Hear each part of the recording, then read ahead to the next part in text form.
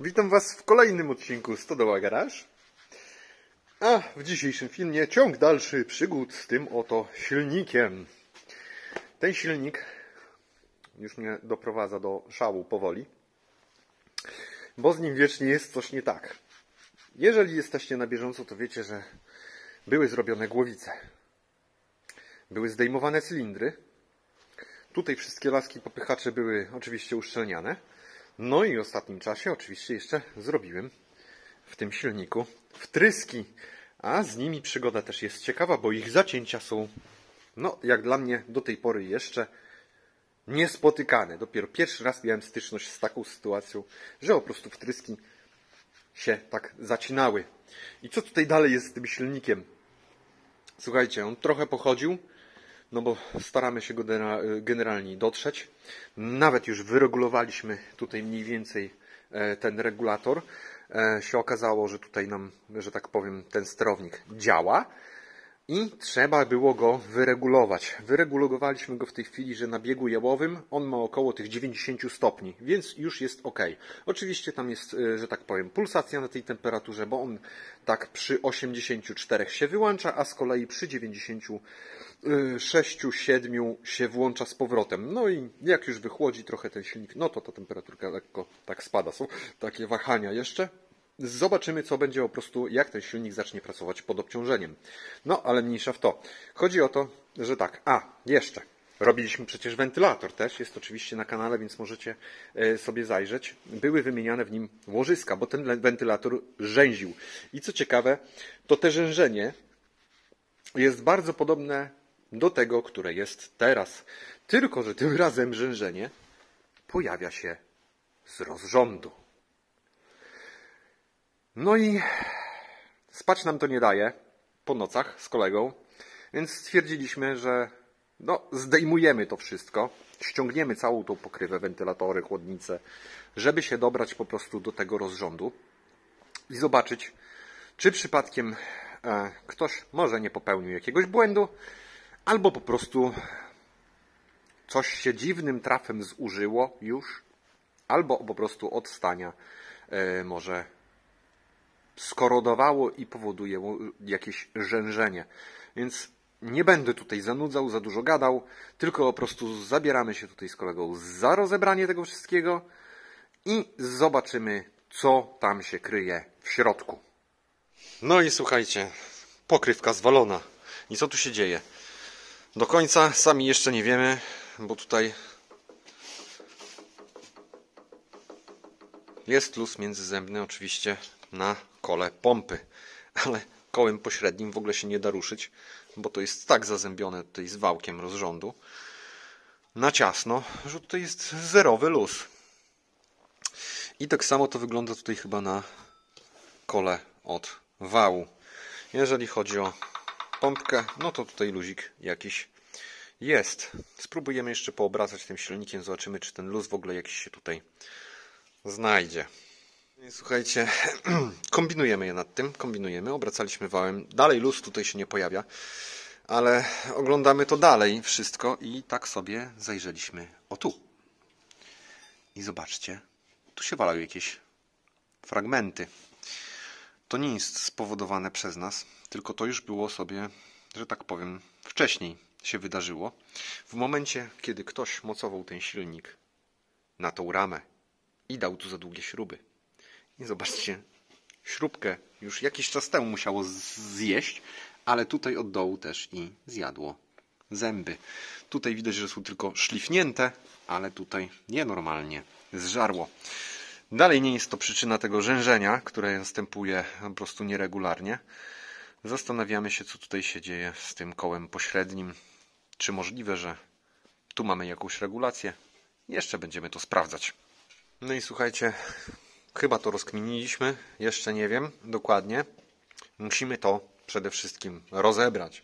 Ale zobaczcie, tutaj na wałku mamy kreski, znaczki. I zobaczcie, mamy tutaj K, czyli po niemiecku powiedzmy, że wał korbowy. I mamy tak samo znaki. KK jest do wału korbowego, bo tutaj mamy EE, wtedy idzie do napędu pompy. I z kolei później po przeciwnej stronie zaraz Wam tutaj znajdę. Jest N i N mamy tutaj. Jak to wszystko obrócimy, to się ustawi wszystko na znakach. Czyli te K teoretycznie powinno być właśnie skierowane do osi wału korbowego. I wtedy pewnie tutaj ten wałeczek jest jakimś lekkim mimośrodem i reguluje się ten luz tutaj na tych kołach. Bądź po prostu ktoś to najzwyczajniej w świecie źle złożył i się nie reguluje tym luzu, tylko ten luz się po prostu sam ustali, jak to ustawimy w odpowiedniej pozycji. Ale nie będę tutaj spekulował. Musimy to rozebrać. Tylko że będziemy musieli wyciągnąć chyba cały cylinder. No i słuchajcie, jednak okazało się, że luz się tutaj znalazł. Tylko dziwnie jest hamowany ten wałek rozrządu. Nie rozumiem, że sprężyny, że szklanki, ale że go w ogóle tak naprawdę ruszyć się nie da. Dopiero śrubokrętem, jak tutaj zaparliśmy i cofnęliśmy, to się to wszystko cofnęło. To przynajmniej jest podejrzane.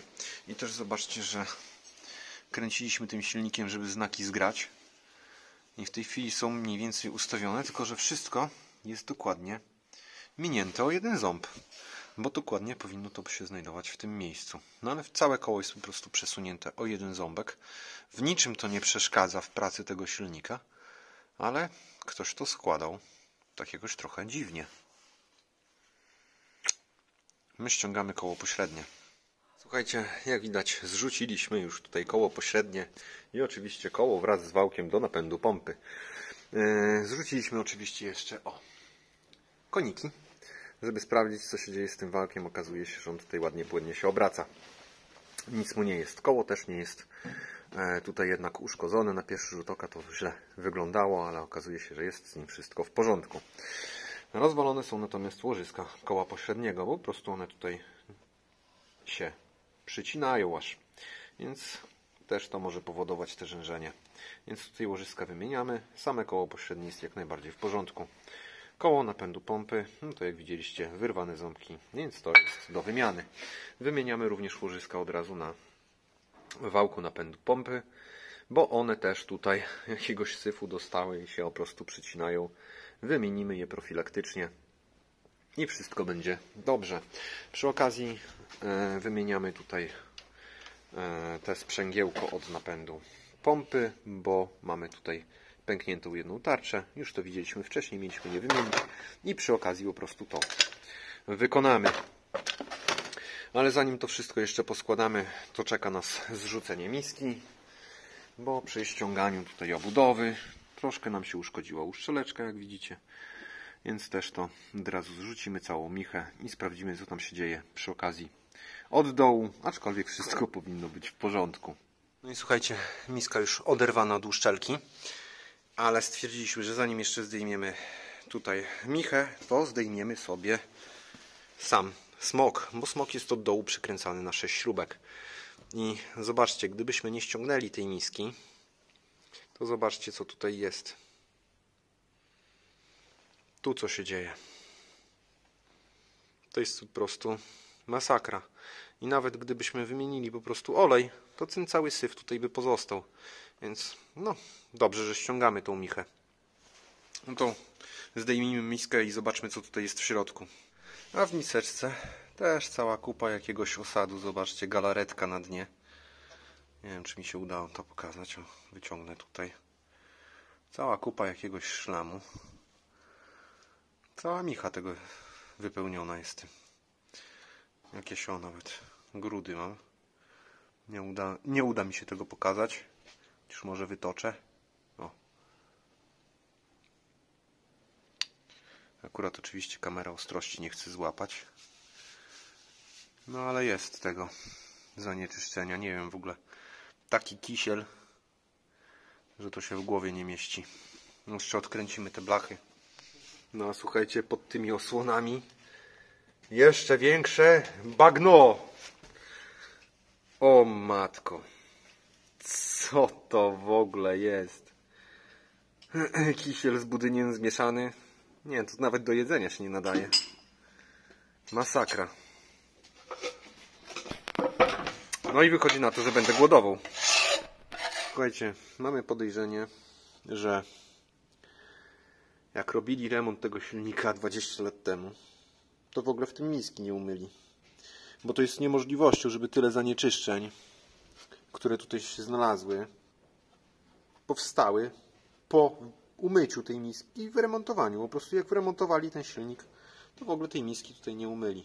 Jest cała kupa nagarów, nie wiadomo czego tak naprawdę. W ogóle jeszcze powiem Wam, że opiłki jak opiłki, ale nawet tu jakiś piasek chyba znalazłem i jeszcze nie wiadomo co. Myjemy to i składamy. Jeszcze co do tej miski olejowej, to zajrzyjcie sobie od spodu.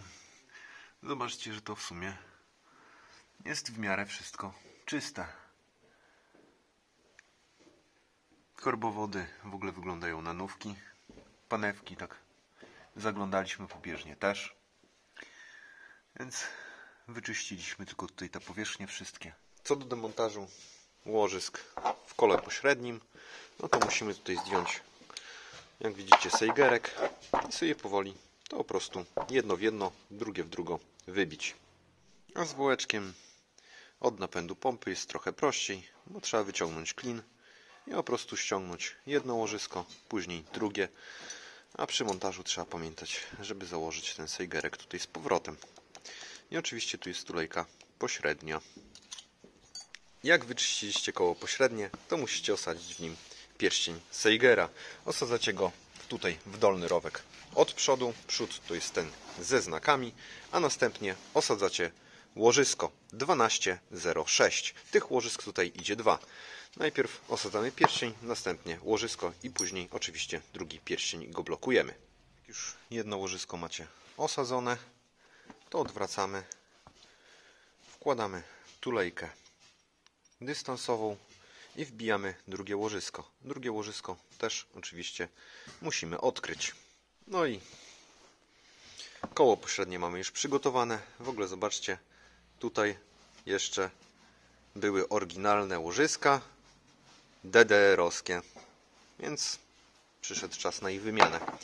Zabieramy się za wałek od napędu pompy. Jeżeli chodzi o wałeczek, to tutaj sprawa jest prostsza, bo tutaj idą dwa łożyska 6204 i pomiędzy nimi tulejka. Więc zakładamy wszystko sobie po kolei na ten wałeczek. A, i oczywiście nie zapomnijcie tutaj o założeniu sejgerka, który później jest blokowany w bloku. No i wałeczek już mamy kompletny, zostaje tylko założyć tutaj klin i możemy to montować już do bloku. I teraz, jak już sobie wyczyściliśmy blok, to umieszczamy sobie ten wałek wraz z łożyskami w bloku. I teraz za zewnętrzną bieżnię delikatnie to powolutku wbijamy. I jak wbijemy pierwsze łożysko, to sobie zabezpieczamy sejger tam w roweczku. Ja wbiję to pierwsze łożysko i zaraz Wam pokażę, jak założyć dokładnie ten sejgerek tutaj i w którym miejscu. No okej, pierwszy stopień, że tak powiem, mamy za sobą. To teraz tutaj w ten roweczek, który widzicie, wkładamy pierścionek. I teraz tak, jak osadzicie pierścionek, to musicie przejść od strony pompy i tutaj założyć te całe sprzęgiełko. I teraz co do montażu sprzęgiełka. Sprzęgiełko sobie rozginamy. Jak widzicie, ja je rozgiąłem śrubokrętem, wbiłem go delikatnie. Zakładamy nowy simmering. Simmering ma wymiary 28 na 47 na 10. Zakładamy go i teraz zaczyna się problem. Jak widzicie, mamy tutaj klin, z drugiej strony on jest, ten wałeczek, podcięty. I teraz klin musi być zgrany tutaj ze znakiem. Jakbyście nie mieli oznaczeń, to przy ściąganiu sobie po prostu to jakoś oznaczcie. Sprzęgiełko zamontowane. Tutaj tą śrubę dociskową dociśnijcie z siłą 10-13 Nm. To w zupełności powinno wystarczyć. Teraz ustawcie sobie te sprzęgiełko w odpowiedniej pozycji. Nacelujcie łożyska i delikatnie za zewnętrzną bieżnię to wbijcie do oporu, do tego pierścienia Seigera, który wcześniej został już założony. Wałeczek już jest na miejscu. To dokręcacie tutaj śrubki szóstki od dociśnięcia łożyska. Tutaj pamiętajcie, że nie ma co dowalać tych śrubek. Tutaj 5-8 Nm zdecydowanie wystarczy. Ja je zawsze dodatkowo wklejam na klej, żeby to się na pewno nie odkręciło, bo jeżeli się odkręci, to zrobi nam katastrofę małą w silniku. Już sobie tutaj przykręciliście te łożysko, to czas na założenie simmeringu. Simmering smarujemy olejkiem i wciskamy go tutaj na miejsce. Ja go osadzę troszkę głębiej, bo mam tutaj roweczek po poprzednim uszczelnionku. Simmering osadzony, to teraz sobie przykręcamy tutaj śrubkami, ósemkami te sprzęgiełko do samej pompy. Później będziemy musieli ustawić oczywiście jeszcze kąt wtrysku, ale to temat na inny film. Więc przykręćmy to do pompy. Teraz jak już tamtą stronę sobie skręciliście, zróbcie tak, żeby było można obrócić trochę tym wałkiem. To będzie Wam prościej później składać rozrząd. No i teraz zakładamy koło pasowe. Pamiętajcie, że musicie zgrać ze sobą znaki. Jak widzicie, tutaj na wałku rozrządu jest N, więc N-ka musi być do N-ki. I pamiętajcie, żeby umieścić to dokładnie tutaj między zębami. I teraz jeżeli chodzi o koło, to jak widzicie, tutaj macie nacięty ząbek. I to jest znak na wale. I ten znak ma się pokrywać z tymi literkami K. Natomiast E później będziemy zgrywać do napędu pompy. Podgrzejcie sobie tutaj te bieżnie, żeby łatwo Wam to weszło na wałeczek i ustawcie dokładnie na tych znakach. No i koło już osadzone, dopchnięte do samego bloku. Wszystkie znaczki, jak widzicie, ładnie się zgadzają, więc teraz można je dokręcić. Zakładamy podkładeczkę zabezpieczającą i nakrętkę dokręcamy na ścisk. No i jak już sobie dokręcicie, to pamiętajcie, żeby tą nakręteczkę oczywiście zabezpieczyć. Jeżeli chodzi jeszcze o nakręcenie samej nakrętki, to pamiętajcie, żeby wyobloną stroną przykręcać do podkładki, a tą płaską dajemy na zewnątrz. Teraz założymy sobie koło napędu pompy. No i co do montażu koła, my oczywiście zamówiliśmy nowe, używane i musimy oczywiście na nim zgrać znaki E do E. I pamiętajcie oczywiście o założeniu klinu. Koło mamy na miejscu, oczywiście przed założeniem sobie je podgrzejcie, to Wam lżej wejdzie na wałek. Teraz zakładamy podkładkę zabezpieczającą, ja użyję starej, obegnę ją po prostu w innym miejscu i oczywiście na to idzie nakręteczka. Pamiętajcie, że ona też jest z jednej strony lekko wyoblona, więc tą wyobloną stroną dajemy do koła zębatego. No i kółeczko mamy zamontowane, obgięte w dwóch miejscach. Co do tego wałeczka, nie ruszamy go, nie chce nam się zdejmować po prostu cylindra. Zmierzyliśmy luz międzyzębny na jednej i drugiej stronie. Luz jest praktycznie taki sam, się różni tam o 1/100 dosłownie.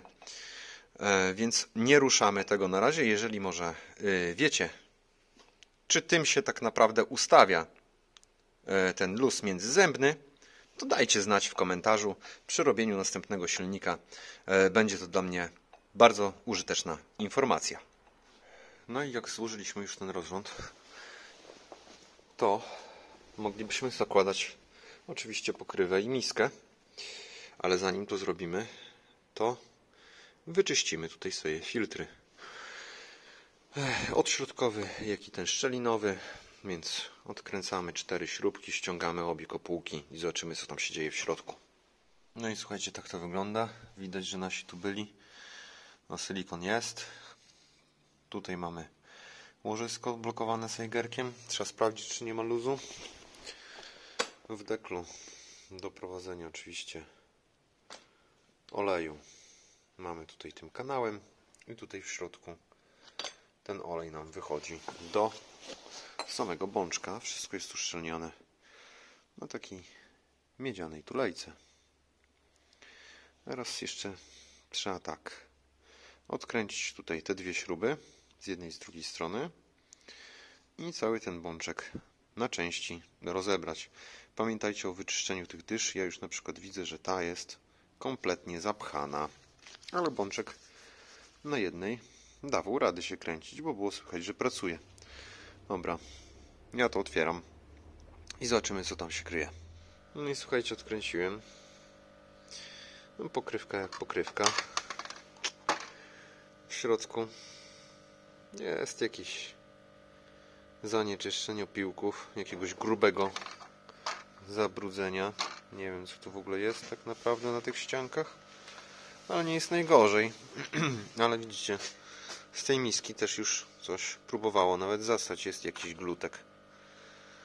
Trzeba wszystko dokładnie wyczyścić. No i słuchajcie, wyciągnąłem ten wkład filtrujący. Ja myślałem, że tu jest po prostu filtr szczelinowy, a okazuje się, że są po prostu płytki z siateczkami do filtrowania oleju. Po prostu wielorazowy wkład, który za chwilę tutaj też odkręcę i oczywiście wszystkie płytki dokładnie umyję.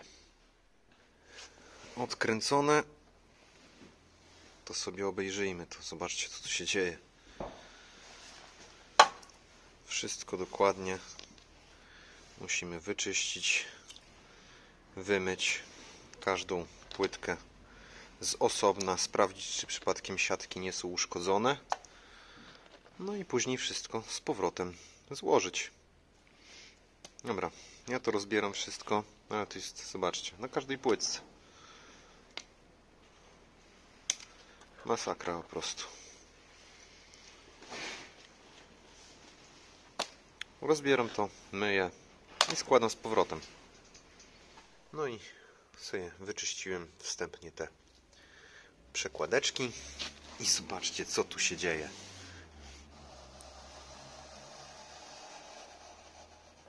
Najciekawsze jest to, że to w ogóle nie jest metalowe, bo widzicie, magnesy się lekko okleiły, ich jest tutaj 3 sztuki przyklejone. Popukałem to, popukałem. No i na tych magnesach tutaj dużo nie ma tragedii, tak? Ale to jest jakiś po prostu piasek. Ja to jeszcze zleję i zobaczymy, co tutaj zostanie. Część tego syfu mi co prawda spłynęła, ale jakie ładne błotko. Magnes specjalnie przykleiłem tutaj, żeby wyłapywać jeszcze opiłki. No ale to już wszystko nie jest magnetyczne. Dobra, czyszczę to i zabieram się za drugie umycie tego, wydmuchanie i będziemy składać. No i składamy sobie poszczególne płytki ze sobą. I teraz zobaczcie, że trzeba je odpowiednio poukładać, bo one nie są, że tak powiem, równe. Jak widzieliście, się stykały, a teraz jest między nimi przerwa. I teraz każdy pierścień sobie zakładacie jedną, drugą stroną, tak aby ustawić właśnie, widzicie, przestrzeń pomiędzy tymi płytkami, żeby olej mógł sobie swobodnie wpływać. Jak wszystkie płyteczki macie już na miejscu, to zakładacie tutaj tą podkładkę dociskową, następnie tutaj szeroką nakrętkę i oczywiście później wąską dla zakontrowania. Dociśnijcie wszystko lekko, nie za mocno, że nie pozgniatacie sobie przypadkiem tych płytek.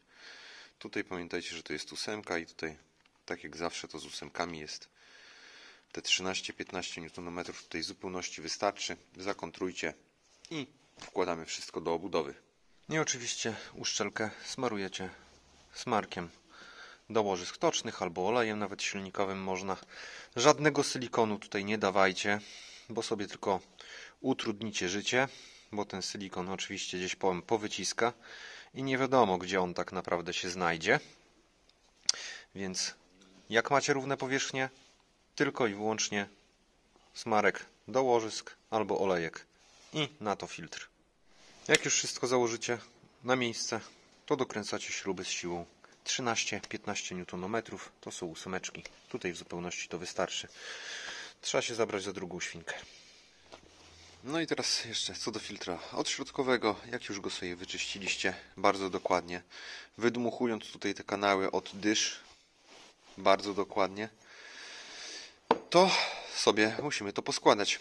Tutaj według książki powinna być taka wkładka papierowa.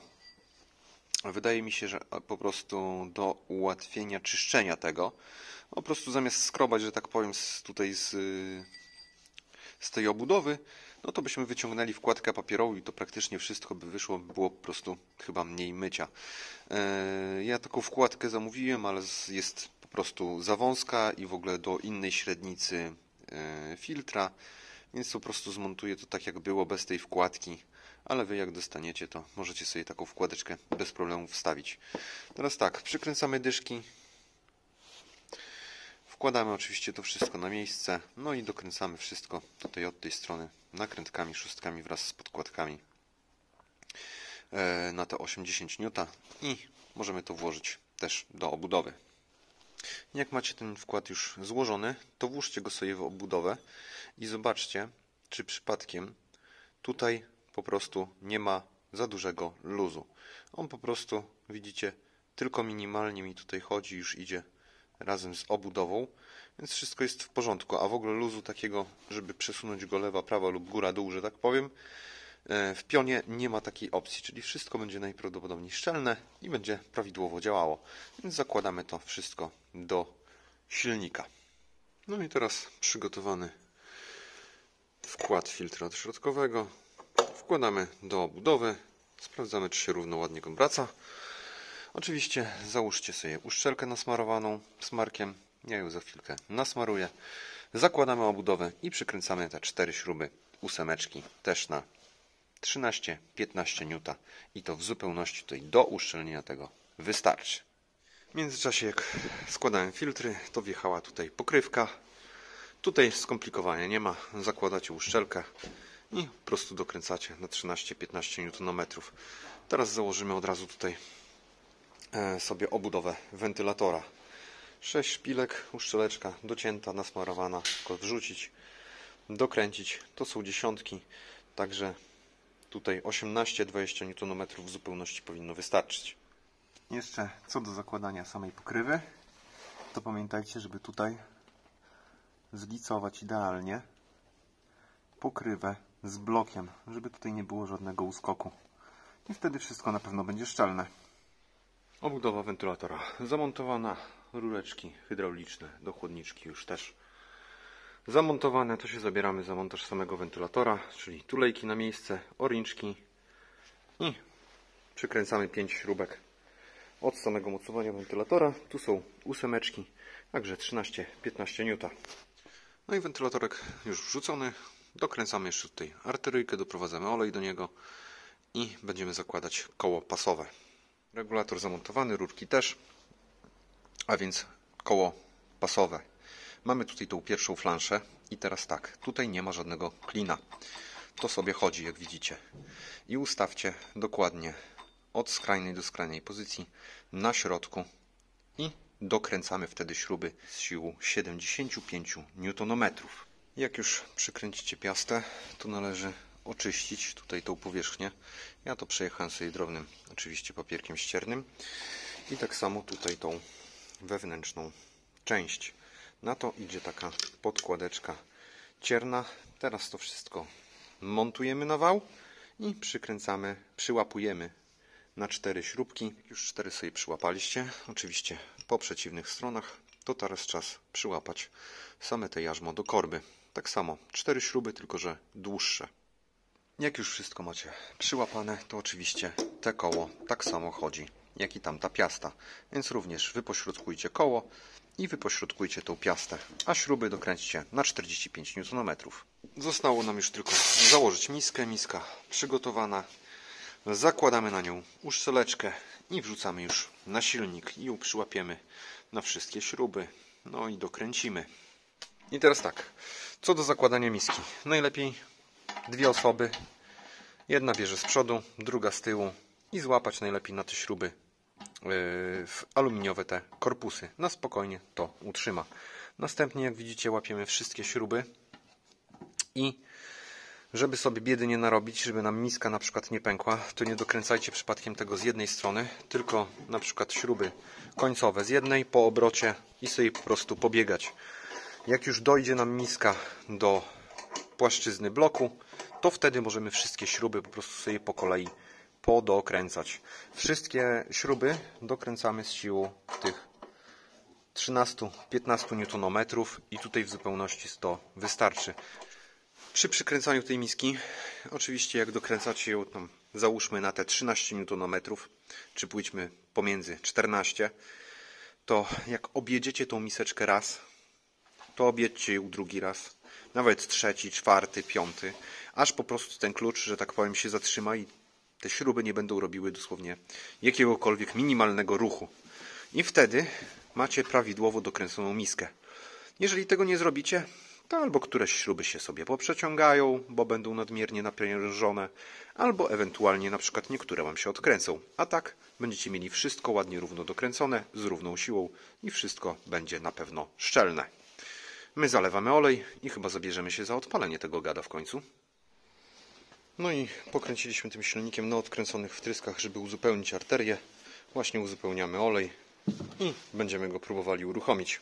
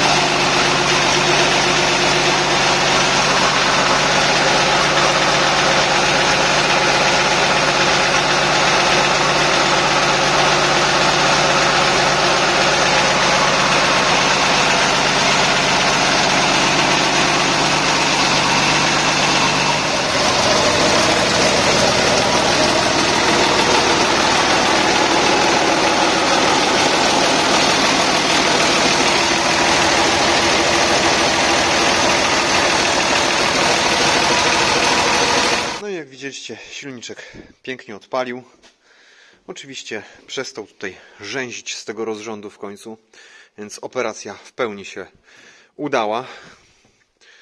No i silnik jest praktycznie już gotowy do montażu. Brakuje mu tutaj tylko jednej śrubki, którą po prostu dokupimy. A więc do zobaczenia w kolejnym odcinku.